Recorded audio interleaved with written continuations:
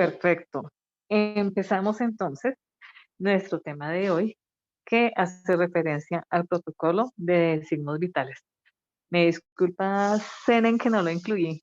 Pensé que estábamos solamente las chicas. Bienvenida a la capacitación también. Somos incluyentes. Bien. Entonces, como les decía, vamos a revisar el protocolo de signos vitales.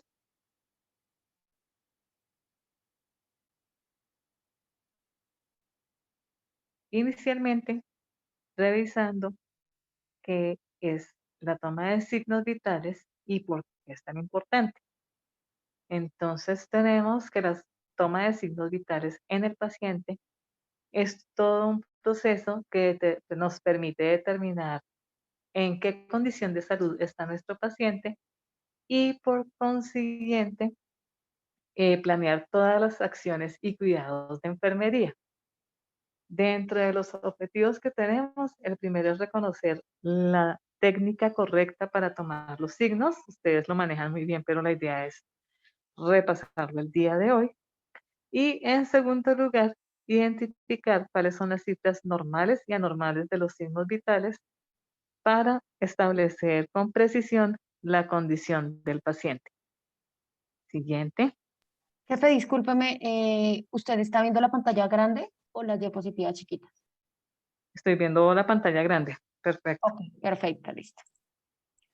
Me confirma apenas le pase la diapositiva. ¿Listo? Listo. Muchas gracias, Lina.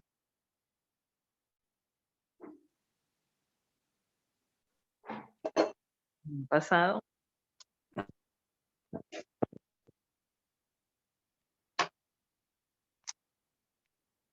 No ha pasado a otra diapositiva.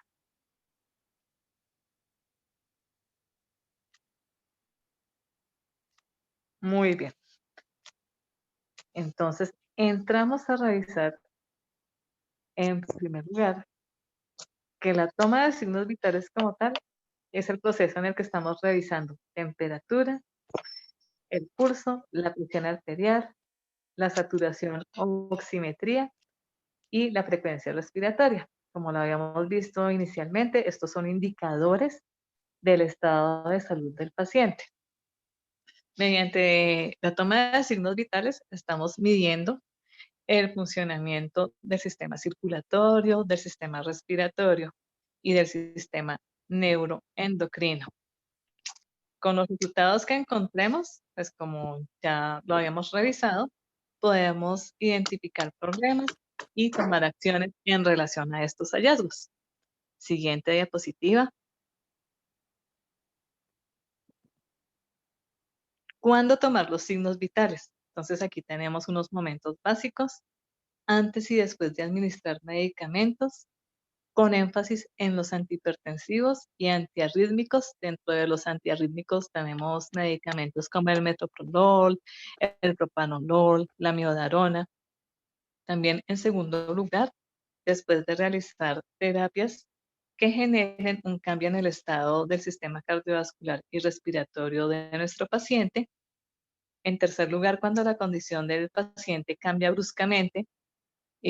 Yo sé que ustedes siempre han sido y serán el eje en este aspecto porque son los que mejor conocen al paciente y detectan cualquier cambio, ya sea en su aspecto físico o en su comportamiento. O cuando el paciente pues está en la capacidad y les dice que no se está sintiendo bien. Importante que nunca subestimemos o desestimemos lo que el paciente nos refiera. Que se siente mareadito, pues tomarle signos, que se siente fatigadito, tomarle signos. Siguiente diapositiva. No olvidemos que esta toma de signos pues también la hacemos cuando empezamos turno, al finalizar turno también, pues para tener como una constancia muy sólida de la condición en la que se encuentra el paciente en estos momentos. Vamos a entrar a revisar en primer lugar la frecuencia cardíaca, definiéndose esta como la cantidad de latidos en un minuto, a diferencia de lo que es el pulso, que el pulso viene dado por la onda de presión que se produce por el flujo de sangre que está bombeando el corazón en un periodo establecido del tiempo. Ustedes pueden sentir ese pulso como el golpe que perciben los dos deditos que se apoyan usualmente en la muñeca del paciente. Con el pulso contamos la frecuencia cardíaca a partir de la palpación y este pues es una de las aproximaciones más básicas que tenemos con el paciente. Usualmente el punto de reparo anatómico que utilizamos es la arteria radial, que es la arteria que está en la muñeca, justo adelante del dedito pulgar. Siguiente diapositiva.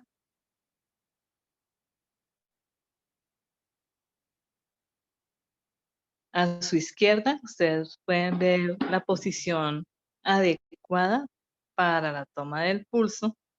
Aquí se habla de posición en pinza y esto hace alusión a que el pulgar está como en la base de la muñeca y las yemas de los 3 dedos que se mencionan, el dedo del anillito anular, el del corazón, que es el del medio, y el índice, están sobre la arteria radial, justo debajo de donde está el tendón que flexiona la manito. A la derecha podemos ver los valores de frecuencia cardíaca, este es como a modo de información general, por grupos de edad. En primer lugar, tenemos recién nacido, que son aquellos bebés con menos de 6 semanas, en los cuales tenemos frecuencias cardíacas que van de 120 a 140 latidos por minuto. Los lactantes menores, que tienen 7 semanas a un año, con frecuencias de 100 a 130 latidos por minuto. Lactante mayor, preescolar, escolar, adolescente y finalmente pues nuestro grupo poblacional con el que trabajamos, que es el del adulto, en el cual la frecuencia cardíaca normal va de 60 a 80 latidos por minuto. Siguiente diapositiva.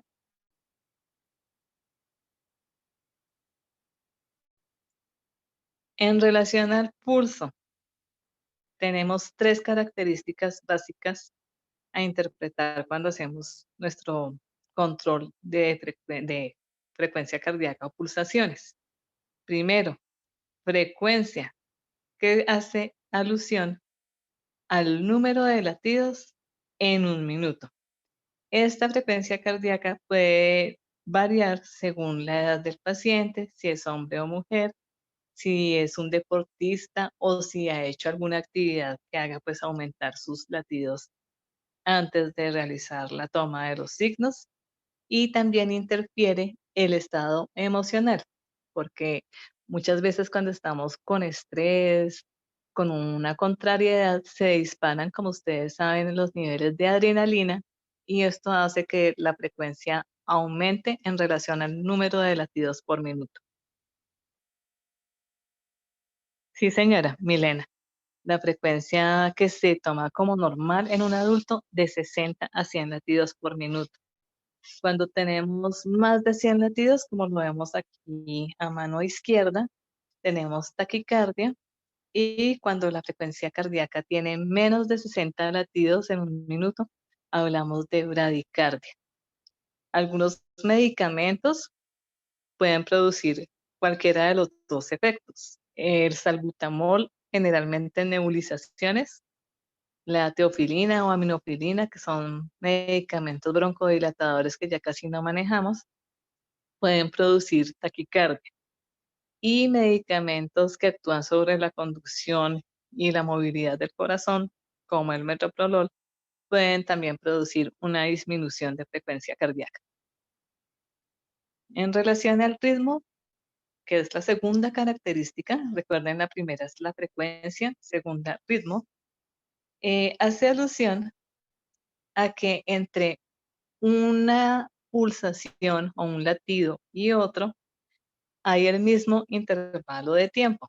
Yo siempre les pongo como el ejemplo de un tamborcito. Si ustedes sueñan el tambor cuando está con un buen ritmo, equivalente al del latido cardíaco, hace pum, pum, pum, pum. Cuando hay una arritmia, muchas veces pueden oír ustedes como que hay una pausa. Pum, pum, ¡pum! ¿Vieron? Un momento en el que se interrumpió ese latido que iba en un periodo igualito de tiempo. A esto se le denomina arritmia. Finalmente vamos a hablar de la amplitud. La amplitud es la magnitud o fuerza del impulso que se percibe con los dedos en cada pulsación. Esto lo podemos diferenciar básicamente en pulso débil, cuando la amplitud está disminuida, que ustedes a veces lo ven en pacientes que son obesos, o también en el paciente cuando está dormidito o cuando su condición está muy deteriorada.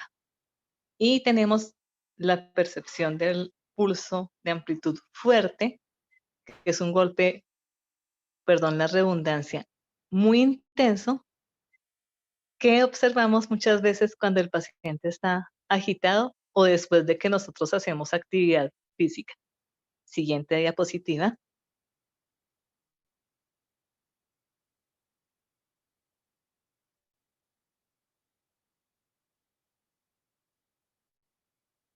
¿Cuáles son los sitios para tomar la frecuencia cardíaca mediante el pulso? Tenemos en esta imagen desde la cabeza hasta los pies diferentes puntos anatómicos. Está la región temporal, donde presionamos sobre la sien o delante de la oreja para palpar el pulso de esta arteria. Tenemos la región carótida a ambos lados del cuello. Si ustedes le piden al paciente que gire un poquitico el cuello hacia el lado de forma pues relajada, sin tensión, van a sentir justo debajo de la mandíbula, del huesito, el latido con precisión. Se recomienda en esta zona no hacer una presión bilateral o una presión muy fuerte, pues se puede producir mareo o hipotensión en el paciente. Seguimos con la zona axilar, que está a unos centímetros de la axila, con el brazo pues mirando hacia adentro. La región subclavia, que está encima de la clavícula. La región humeral, que corresponde, yo les digo, cuando tenemos pacientes de tercera edad, ustedes a veces le ven el bracito extendido y justo encima del pliegue del brazo, donde se pone el fonendoscopio, ven un punto que pulsa. Ahí está la arteria humeral.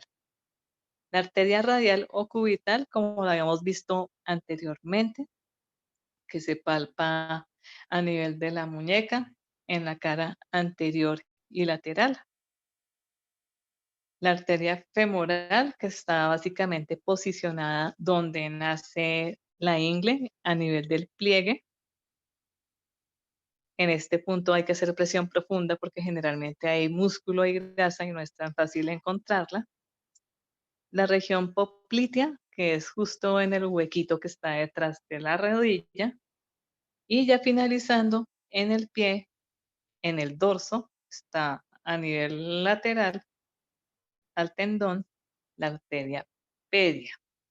Finalmente, arteria tibial posterior, está en la cara posterior y hacia dentro del tobillo, palpando entre el tendón de Aquiles. Siguiente diapositiva.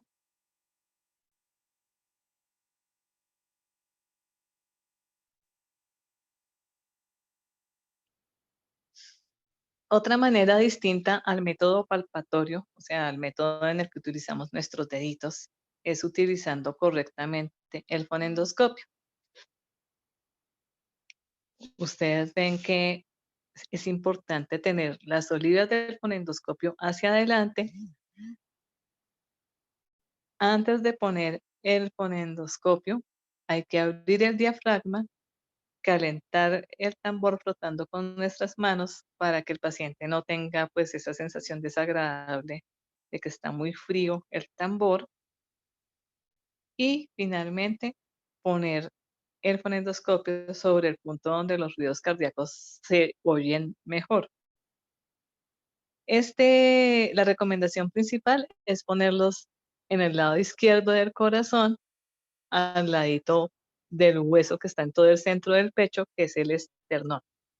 Importante como recomendación en la toma de frecuencia cardíaca y en la toma de la tensión arterial, no poner el tambor, el fonendoscopio, sobre la ropa del paciente, pues porque obviamente no vamos a oír muy bien los ruidos cardíacos. Finalmente, precaución, no poner el dedo pulgar sobre el tambor del fonendoscopio, porque este dedito tiene un latido que es muy fuerte y puede generar confusión entre la pulsación de mi dedito y los ruidos cardíacos del paciente. Siguiente diapositiva. Segundo signo vital que vamos a revisar, la tensión arterial. Entonces, ¿qué es la tensión arterial? Es la fuerza que ejerce sobre las paredes de una arteria el bombeo de la sangre que está saliendo desde el corazón. Generalmente tenemos en la toma de tensión arterial dos momentos claves. El primero es el punto de máxima presión que se da al momento en que el corazón se contrae y la sangre sale eyectada, o sea, sale con mucha fuerza, como cuando abrimos una llave y hay muchísima presión en la casa, que en este momento estamos auscultando la presión sistólica. Cuando el corazón se relaja, la presión pues disminuye y es cuando dejamos de oír el golpe a la auscultación y ahí tenemos la presión diastólica, la de debajo. Siguiente diapositiva.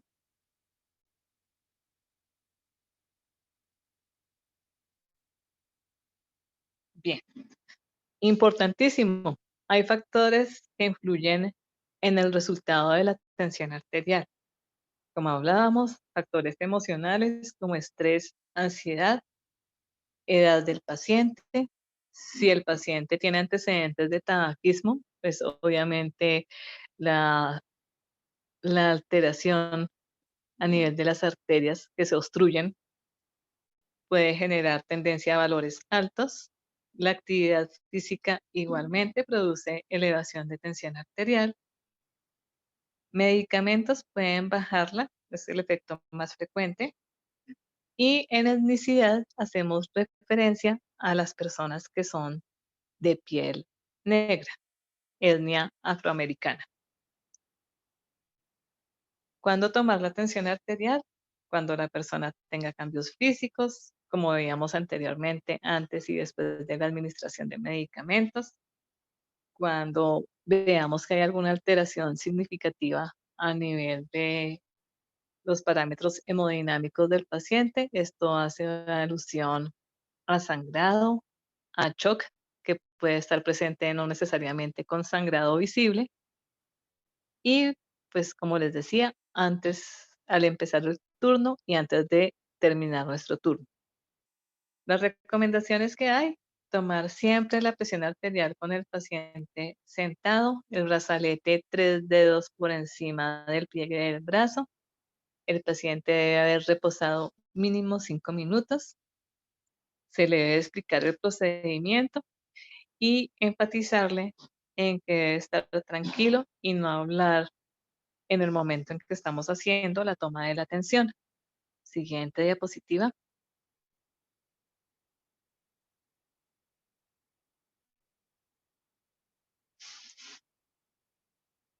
Cuando no tenemos o no debemos de tomar la tensión.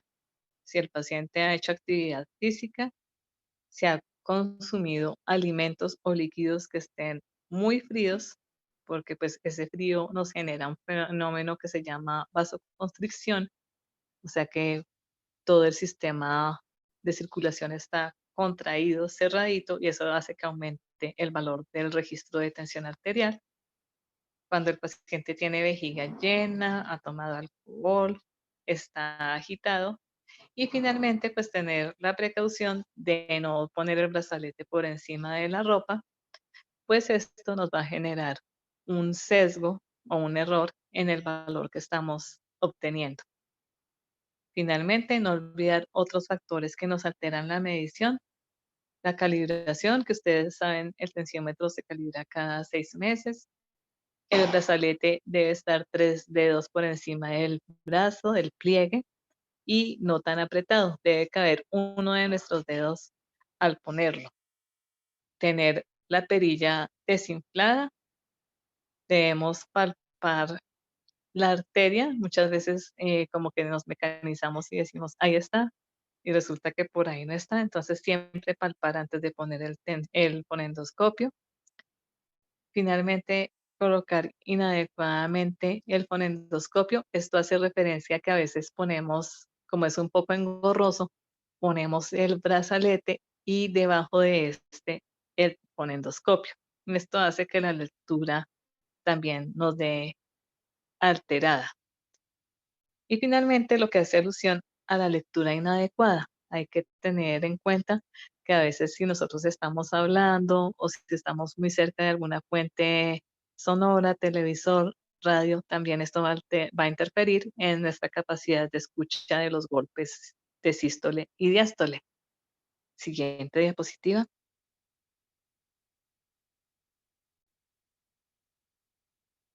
En esta gráfica tenemos pues, las categorías de presión arterial.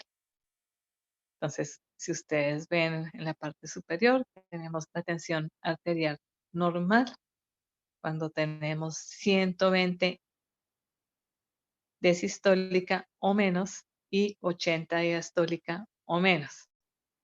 La tensión elevada, cuando tenemos de 120 a 129 milímetros de mercurio a nivel sistólico y 80 a nivel diastólico. Hipertensión estadio 1, con tensión sistólica de 130 a 139 o diastólica de 80 a 89. Una hipertensión arterial estadio 2 con 140 o más milímetros de mercurio a nivel sistólico y 90 o más milímetros de mercurio a nivel de diástole. Y por último, emergencia hipertensiva, en la cual tenemos 180 o más milímetros de mercurio en sístole y a nivel de diástole 120 o más milímetros de mercurio. Recordar que la tensión arterial, cuando tenemos una emergencia como tal, da otros síntomas subjetivos, como son la sensación de calor, de quemazón en la cara, puede haber también alteración en la visión o en el estado de conciencia.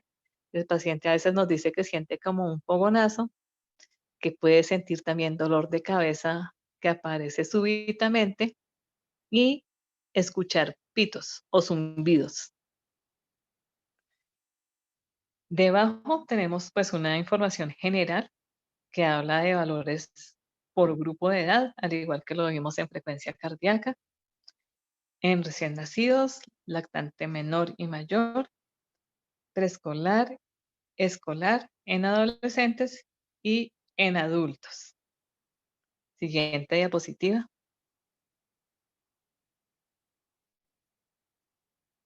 Tercer signo vital, vamos a ver la temperatura, que como tal es el resultado del equilibrio que hay entre la generación y la pérdida de calor. Usualmente la temperatura corporal normal, según la Asociación Médica Americana, varía entre 36,5 a 37,5 grados centígrados.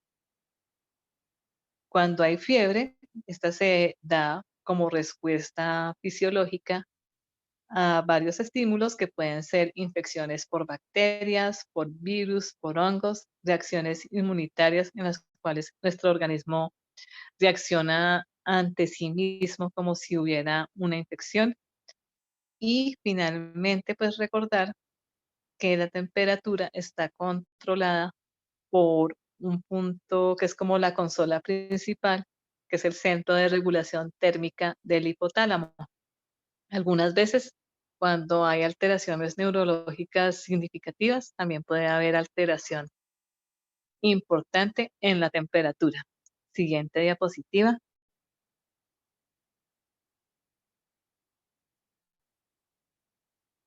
Clasificación de la temperatura según su intensidad. Es importante que estos datos pues los tengamos en cuenta porque a veces dentro del contexto, pues, de información como universal, pensamos que cuando una persona tiene 37,5 está con fiebre, como ustedes ven, no es así. Cuando la persona tiene temperatura que va de 37,2, 37,5 hasta 38, podemos estar hablando de una febrícula. Fiebre como tal, de 38 a 39 grados, que sería una fiebre moderada, fiebre alta 39 grados, e hipertermia cuando el paciente tiene más de 40 grados de temperatura. Estamos trabajando con dispositivos básicos como son el termómetro digital, el termómetro infrarrojo y tenemos los termómetros de vidrio que realmente pues ya por indicación de Secretaría Distrital de Salud no debemos utilizarlos porque lo que nos permite la lectura es un metal tóxico que es el plomo. Por esta razón ya no debemos utilizarlos. Valores de temperatura según la zona de medida, como ustedes ven a nivel rectal y oral, la temperatura es más altica que a nivel axilar. Esto pues por las zonas que están en rectal y oral mucho más calientes y vascularizadas, y el sitio donde es más bajita a nivel de el oído. Importante pues recordar que el que nosotros manejamos generalmente es el de temperatura axilar. Temperatura rectal realmente es para niños muy pequeños y pues con previa autorización de sus acudientes o padres, pues es un procedimiento que puede generar alteración emocional en todos. Siguiente diapositiva.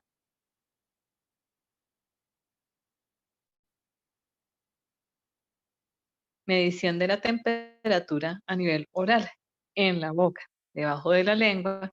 Debemos dejar el termómetro aproximadamente por 4 minutos y tener en cuenta que el paciente no haya consumido líquidos o muy fríos o muy calientes 15 minutos antes, corrijo ahí, antes de hacer la toma de temperatura.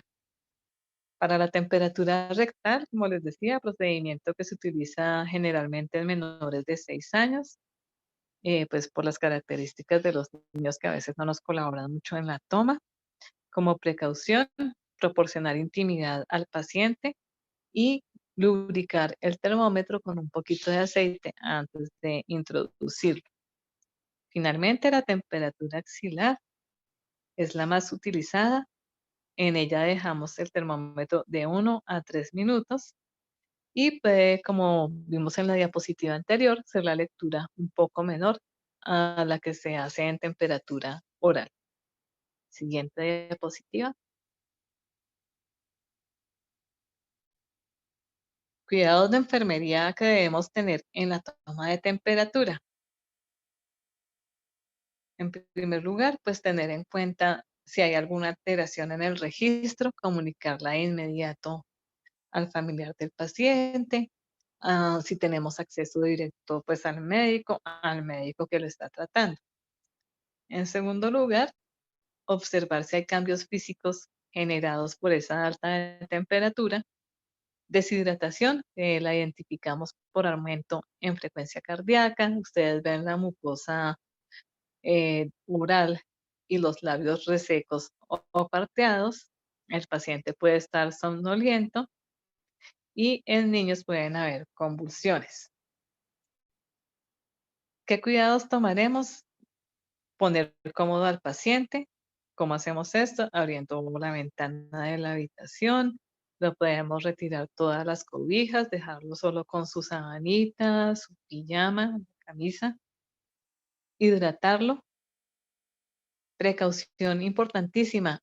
No debemos dar acetaminofén al paciente para quitarle la fiebre, a menos que haya sido por orden médica. Si el médico valoró al paciente, ya se le puede administrar. Muchas veces se administra y lo que se hace es que se altera como esa valoración que él va a realizar y los exámenes o tratamientos que va a mandar. Por tal razón, mientras el médico no lo ordene, reitero, no podemos administrar medicamentos. Se pueden aplicar medios físicos, para tratar de disminuir temperatura y que el paciente se sienta más cómodo. Dentro de estos medios tenemos las compresas a nivel de la nuca, de las axilas, del cuello. Importante, con agua tibia. No se hacen con agua fría porque se obtiene un efecto contrario o de rebote, y es que la temperatura se va a disparar.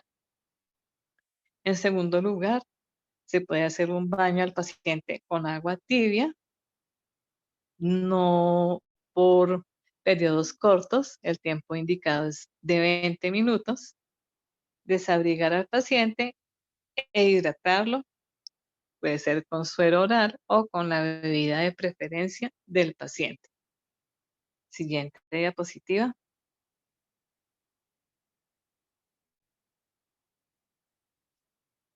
Frecuencia respiratoria. En ella tenemos el número de veces que la persona hace el proceso de tomar aire y de botarlo, cuentan como una respiración. La frecuencia respiratoria la podemos contar mediante la observación. Siempre la sugerencia que se hace es que mientras nosotros estamos haciendo, entre comillas, la toma del pulso, es el cual ya lo hemos tomado, medido, mm, observemos con detenimiento y con disimulo la frecuencia respiratoria del paciente durante 1 minuto. ¿Qué podemos evaluar ahí aparte del número de respiraciones? Si el paciente está respirando de una forma anómala, generalmente nosotros utilizamos como músculo básico de la respiración el diafragma. Cuando hay una respiración forzada, independientemente de la causa, podemos ver que el paciente utiliza los músculos que están entre las costillas y que los espacios que hay entre ellas se hunden cuando hay un patrón respiratorio anormal. El valor normal de la frecuencia respiratoria de un adulto está entre 16 a 20 respiraciones en 1 minuto. Siguiente diapositiva.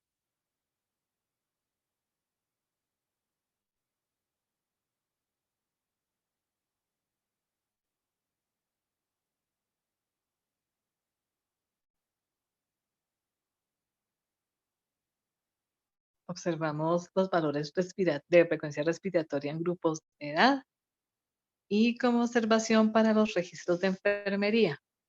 Una frecuencia respiratoria que es rápida, más de 20 por minuto, es llamada taquipnea, y cuando está por debajo de 16 respiraciones por minuto se llama bradipnea.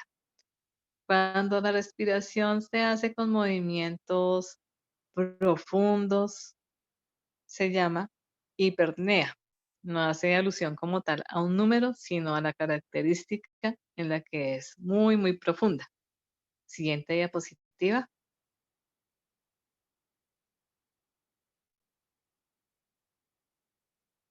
Lo que estábamos viendo anteriormente, más de 25 respiraciones por minuto en adulto, taquipnea. Cuando el paciente no respira, que pasa mucho en los pacientes cuando están en proceso agónico, hacen periodos en los que se queda quieta la caja torácica, se llama apnea, y tener en cuenta que hay factores que influyen en el patrón respiratorio, nuevamente el ejercicio, las emociones como la ansiedad, consumo de cigarrillo, lesiones neurológicas, enfermedades respiratorias. Siguiente diapositiva. Finalmente, pues para cerrar nuestra revisión de toma de signos vitales, entramos a ver la saturación de oxígeno, discúlpenme, o oximetría. En la oximetría lo que estamos haciendo es vigilar la oxigenación de los tejidos a través de la medición del porcentaje de saturación de oxígeno en la hemoglobina a través de un sensor. Como ustedes saben, la hemoglobina es la sustancia que está en los glóbulos rojos que se encarga de transportar el oxígeno por todo nuestro cuerpo. La oximetría puede indicar, pues se utiliza de unos años para acá como un indicador de la alteración de funciones respiratorias y los valores adecuados van desde 90 a 95%. Por debajo de 90% podemos estar pensando en hipoxia, o sea, en una alteración de el patrón de oxigenación. Siguiente diapositiva. Recuerden la posición correcta, como vemos en la gráfica, el sensor debe estar por encima del lecho unguial. Hay que hacer limpieza del dedito. En algunos casos, pues no es muy frecuente entre nosotros, se puede utilizar también el pabellón auricular en su parte superior, limpiar el oxímetro con un pañito humedecido en alcohol antes y después de utilizarlo. Hay que dejar pues que se seque y tener la precaución de calibrar el equipo cada año. Si la temperatura del dedito donde vamos a hacer la medición está muy baja, pues ustedes se darán cuenta que no hay una lectura rápida y oportuna, razón por la cual se sugiere cambiar de dedito. Siempre verificar que la onda de pulso sea la adecuada en intensidad y ritmo. Es decir, muchas veces el tensiómetro es como de montañitas, entonces que ese patrón de montañitas tenga todo la misma forma. Reiteramos, mantener el dedo sin movimiento y tener unas pilas de reserva, porque muchas veces el oxímetro pues cesa su funcionamiento y para asegurar pues una continuidad en la medición de la oximetría, pues se requiere tener esas pilas al alcance de la mano.